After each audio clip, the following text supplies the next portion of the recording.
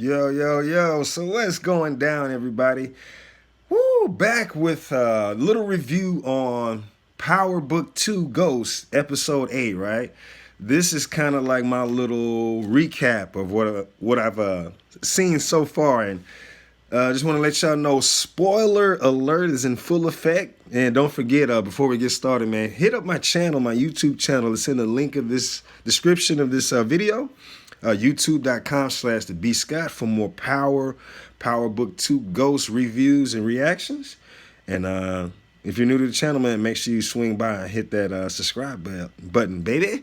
But yeah, PowerBook 2 Ghost, Episode 8. Let's get into it. We start off, right, with 2-Bit, right? 2-Bit is he's fresh out of lockup, right? He was able to finesse Cooper Saxe when he was brought to testify on behalf of Tasha in this little scenario that McClane and Cooper Saxe have trying to free Tasha, and definitely seems like they're trying to get Tariq locked up in the process, but that's a whole nother can of worms, right? But 2-Bit is out, he's free, and it looks like he's on a mission, right? Because he mentions that before Ghost died, Ghost said that he was going to take care of him, that, he was going to, provide him money for that situation where 2-Bit and Spanky had took out Dre, you know what I'm saying, that little Dre goes up in flames. I got a video from my Power reviews about that too. So he's going to Tariq. He's trying to settle his debts with Tariq. So he shows up with Tariq in his college dorm. He gets a drop on him. He's like, you know what? Your pops owed me before he passed, so I'm going to get the money from you, yada, yada, yada. So he wants like 20 bands, 24 bands from him. He says, I don't got a week. You got 24 hours to give me this money. So, boom, he leaves. And Tariq's shaking up because he's like, what the hell is going on? You coming out of nowhere, you saying I owe you from something my pops did? So 2-Bit is in the building, baby. He is free and he is out, and he could play a role later on, honestly. But man, let's talk about this weird, goofy dude, jealous, driven dude, Jabari, right?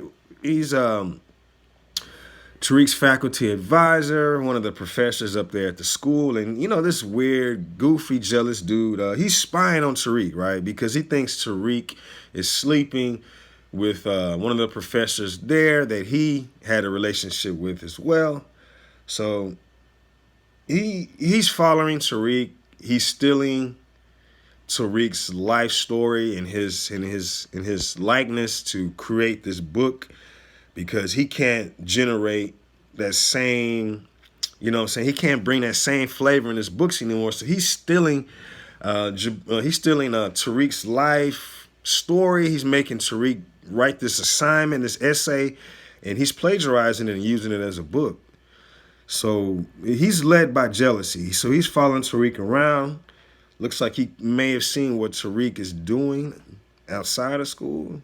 So we'll see. But Tariq is in this love triangle, man. Lauren and one of Tariq's old flames, Effie, shows up out of the blue during this parent kind of homecoming thing. And she's out there trying to get money. She's coming. She's got narcotics. She comes up to Tariq. And, they both hustle that choke before she ends up snitching on him in the original Power. So they get together, they make some bread, Tariq claps those cheeks, of course. And, it eventually, their situation goes sour at the end again, because, Tariq, he's getting his life threatened, and he's like trying to figure things out. So he can't really involve Effie. He might end up getting her caught up in it. So he makes up some things to try not to get her involved towards the end. But, man, this episode really highlights Caine and how he partnered with the GTG to plot to kill Tariq, right? And, he was involved in an assassin being sent to go and kill Tariq during one of Zeke's basketball games, right? And during this whole process, 2-Bit he's contacting Tariq because he's like, I need that bread. Where you at? Let's meet up. And it just so happens that the assassin gets Tariq, and he's chasing Tariq, and they get along. And 2-Bit shows up, and 2-Bit ended up handling the assassin during the whole scuffle, you know, an attempt to extort Tariq for the money that he owed him from Ghost or whatever. So 2-Bit gets his first body from his new release. And then, you know, of course, Caine's on the other line. Did you take care of him? Did you kill him? And from an unknown number. And 2-Bit takes a picture of the body that he just had, and he's like, ooh. So that really gets Caine, gets him in a lot of trouble with the Tejada family, because they know Caine. And Monet was watching them from a, you know, not from afar, but you know how Monet is. She's just watching people's energy. She's watching how the emotions are changing with Tariq while she's sitting by him, and she's like, man, hold on. So she's knowing about it and not saying anything the whole time, right? But with Caine, he goes to execute the GTG for them and their botched attack at Zeke, which is Zeke is their Tejada family's meal ticket if this you know, saying the street business goes left. So he goes to execute the GTG after the failed assassin attempt. Caine kills 2 of the GTG members and forces their boss, Lil Guap, to offer him 50% of their profits of everything in exchange for his life.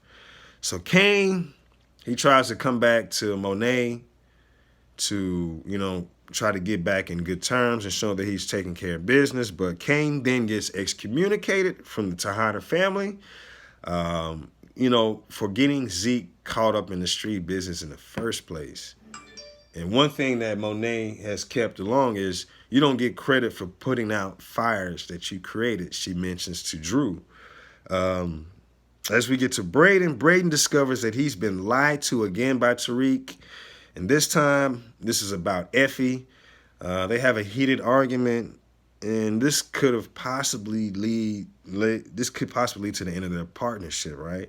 Which could really just like, man, really mess things up. If the money ain't coming in, then it just destroys all these other things that are going on. So, woo, things are getting real crazy, man. And it looks like, you know, Zeke continues to, he's thirsty, man. He is in love with this professor. He's continuing to pursue a deeper relationship with her. And after he gets attacked by Lil Guapo in the GTG, he's like real traumatized. So he runs to her. He visits her home in the daytime. Who knows if he's being seen? And it just gets crazy from there, man. But from what I've seen so far, man, there's a few spoilers, like I say. But y'all make sure y'all catch the real, actual episode so you'll be able to connect all the dots, man. I'm just here to kind of get you everything summarized and get, you know what I'm saying, get you caught up. But yeah, man, y'all don't forget, man, hit up the channel. Link is in the description of this video. Leave any comments in the comment section if you got any input, or if you feel like, you know, how you feel about this episode of PowerBook 2 Ghost, episode 8, baby. Get at me. Yeah.